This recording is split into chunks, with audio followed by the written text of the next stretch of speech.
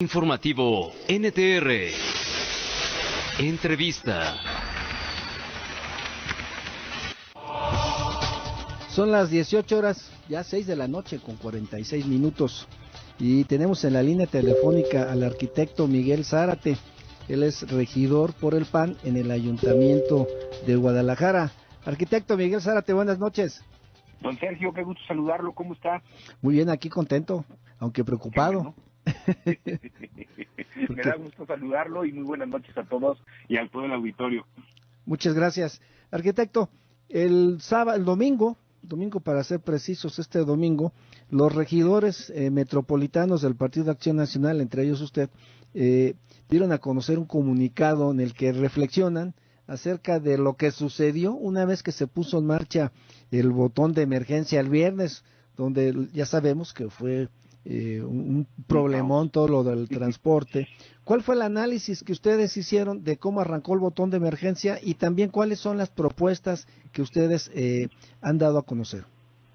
Pues primeramente en un análisis muy somero, cuando vimos que la ciudad era totalmente un caos, pues creemos que las medidas generadas, que creo que tienen una buena intención, la intención de desmotivar a que las personas salgan a la calle, es decir, motivarlas a que se queden en su casa para guardar la distancia y poder disminuir los contagios que se están teniendo, pues creemos que muchas de las personas que se supone deberían de ayudarle al gobernador, no le ayudan.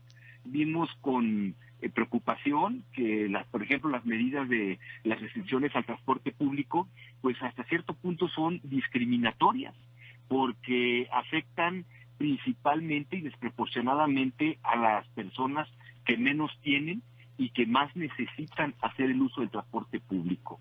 Veíamos también con preocupación que el activar el programa Salvando Vidas desde tempranas horas del día, pues también ocasionó que se colapsara el tráfico. Creo que vivimos caos todos los que nos tuvimos que salir por algo a la ciudad, tanto en transporte privado como en transporte público. Desde las 4 o 5 de la tarde empezamos a ver las estaciones de las paradas de autobuses abarrotadas, y a las 8:30 de la noche seguían llenas, donde todas estas personas que particularmente venían de trabajar, pues no tenían una manera de cómo llegar a sus casas. En resumidas cuentas, lo que nosotros proponemos, don Sergio René, es utilizar los recursos públicos que se tienen en el gobierno del estado para la comunicación social y que incluso están destinados ahora para poder difundir el mismo informe del gobierno, del gobernador, que hará en los próximos días, se haga para poder generar una campaña de difusión masiva a cada sector de la población, donde se le diga a cada una de estas personas en su lenguaje, en su manera de entender, qué y cómo se tiene que comportar. Si sabemos que los jóvenes no están haciendo caso y están saliendo a la calle, a las fiestas, a los bares, pues habrá que buscar la manera, con un lenguaje afable hacia ellos, que entiendan en qué responsabilidad están cayendo o en qué irresponsabilidad están cayendo al salir a divertirse, y cómo, si a ellos no les hace daño, están llevando hacia sus familias y hacia los más vulnerables este virus, que la verdad es preocupante. Creo que hay que apoyar las decisiones que se están generando en la mesa de salud, en la mesa de reactivación económica, y que la medida, en cierta medida, es bueno. Se trata de conservar la salud y no cerrar de golpe como lo hicimos hace algunos meses, que hoy por hoy sería desastroso para toda la economía local. Sin embargo, lo más importante es podernos dirigir con todos los recursos que tengamos hacia la población para que entiendan y no caigamos en lo que estábamos llevando a cabo ya con un relajamiento de todas las medidas en cuanto a la pandemia. Estamos diciendo entonces que la operación del botón de emergencia en lo que se relaciona con el transporte urbano, ¿falló ahí la Secretaría del Transporte del Gobierno Estatal? Yo creo que sí, yo creo que a final de cuentas tienen que aplicarse mucho más. Otra de las medidas que creo que fue compleja, el haber prohibido a los servicios de las plataformas de transporte que no operaran.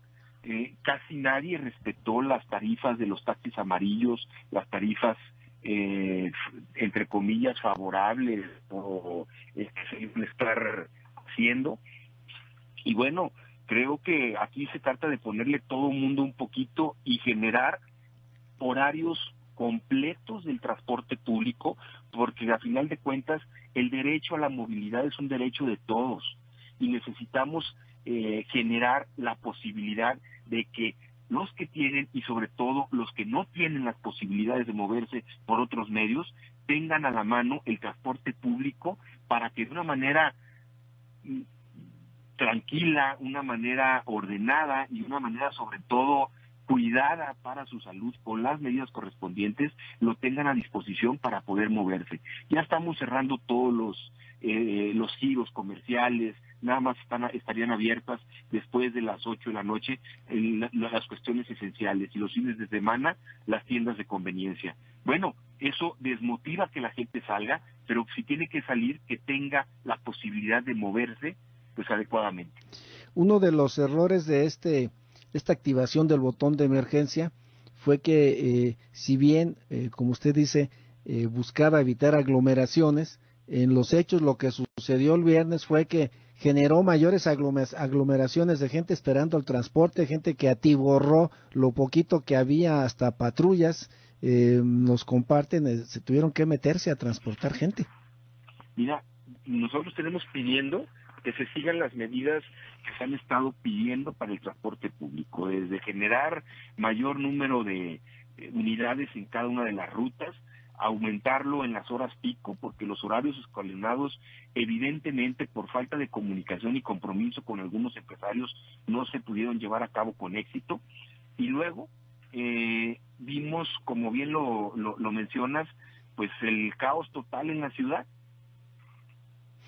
Y eso efectivamente, como usted bien señala, afectó de manera discriminatoria precisamente a los que no tienen un vehículo o más vehículos. O sea, afectó mucho menos a los que sí tienen un vehículo, pero a los que no tienen vehículo fueron los que salieron perjudicados, es decir, la población con menores recursos, con menores ingresos.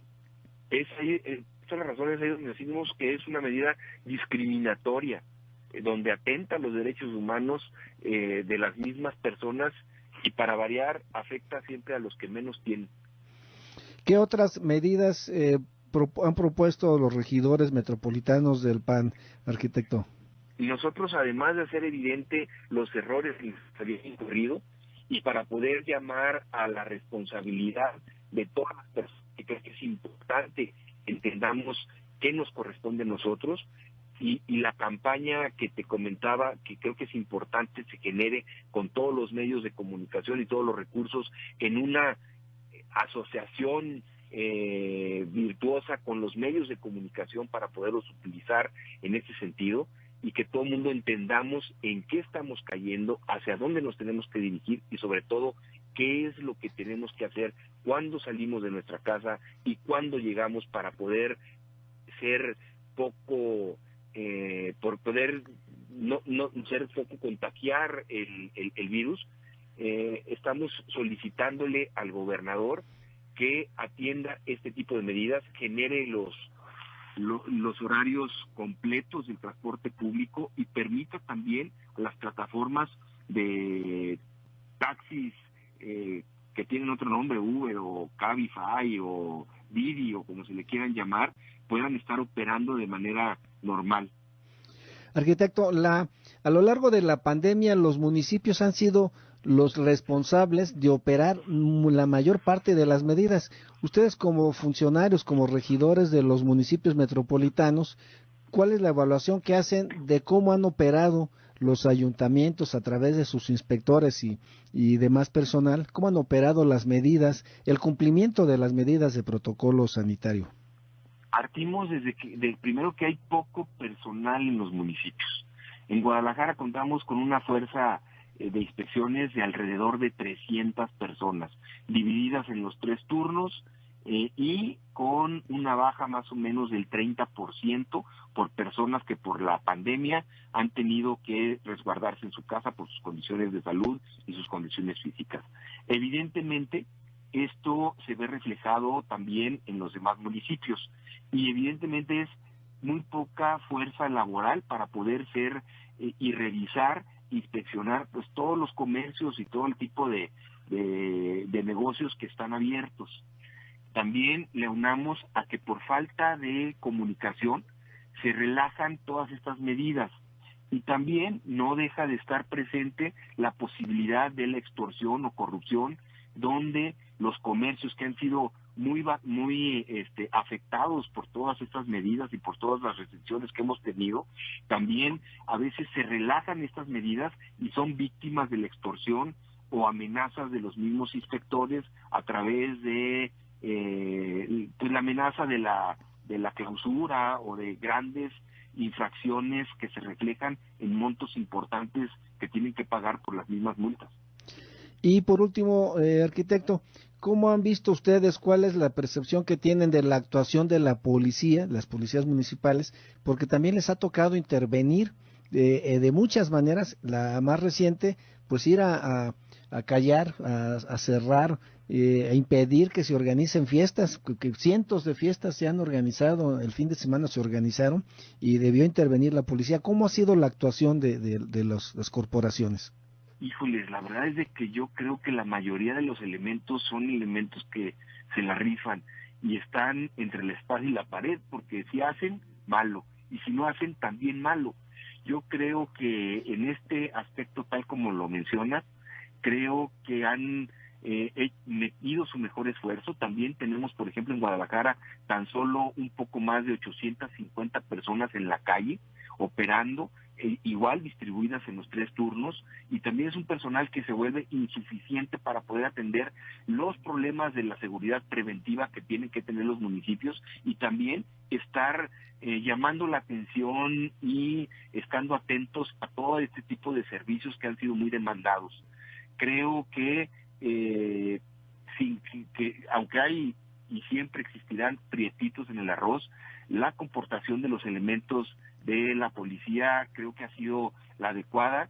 Sin embargo, insisto, hace falta mucho más personal para poder atender. De ahí los llamados a la solidaridad de las personas y al poder generar que todos nos convirtamos en inspectores y nos cuidemos unos a otros, señalando y reportando cuando algún vecino o alguna persona no esté cumpliendo con los requerimientos que se han estado llamando por parte del gobierno del estado.